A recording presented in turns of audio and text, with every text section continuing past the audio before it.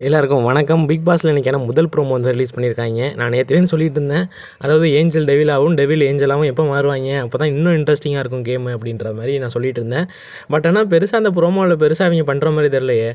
அந்த அளவுக்கு பெருசாக டாஸ்க் கொடுக்கல. அவங்க எந்த அளவுக்கு கொடுத்தாங்க அந்த அளவுக்கு அவங்க கொடுத்தாப்புல எதுவும் தெரியல. ஃபஸ்ட்டு ப்ரோமோவே கொஞ்சம் லைட்டாக மொக்கையாக தான் இருக்குது.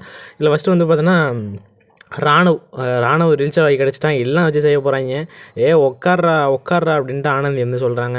அந்த பக்கம் மண்டையில் மூளையே இல்லையா அதோ மாதிரி வந்து பார்த்தோன்னா ரயான் வந்து ராணவ் வந்து கேட்குறாப்புல. இந்த மாதிரி ராணவ் வந்து வச்சு செஞ்சுக்கிட்டு இருக்காங்க. அந்த பக்கம் முத்துக்குமரனை பார்த்தோம்னா வச்சுக்கலாம், எந்த விஷயத்துக்கு சண்டை போடணுமோ அதுக்கு தான் சண்டை போடணும் அப்படின்ட்டு அவரும் ஓரளவு ட்ரிகர் ஆகிட்டார். ஒரு 4 தலவாணியை மண்டைக்கு மேலே அப்படியே வச்சு அதை அப்படியே பிடிச்சிக்கிட்டே நின்றுக்கிட்டு இருக்காரு.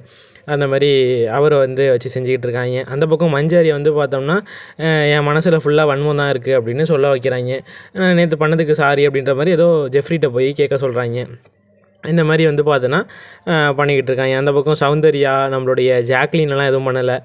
அப்புறம் வந்து தர்சிகா வந்து நம்மளுடைய அன்சிதா வந்து இது பண்ணிகிட்டு இருக்காங்க. ஓகேவா, இதுக்கு தான் நானும் வெயிட் பண்ணேன். அதாவது அன்சிதா வந்து தர்சிகா வந்து எந்த அளவுக்கு ஹேண்டில் பண்ண போகிறாங்க அப்படின்றது, எந்த அளவுக்கு ட்ரிகர் பண்ண போகிறாங்க அப்படின்றத நான் வெயிட் பண்ணி பார்க்க போகிறேன்.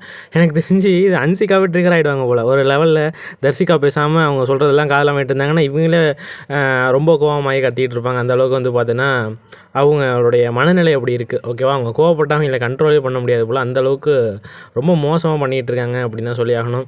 இன்றைக்கி வந்து செத்தாண்டாயவன் அப்படின்ற மாதிரி யாரை சொல்லலாம் அப்படின்னா மஞ்சரி கண்டிப்பாக வந்து வச்சு செய்ய போகிறாங்க, உண்மை.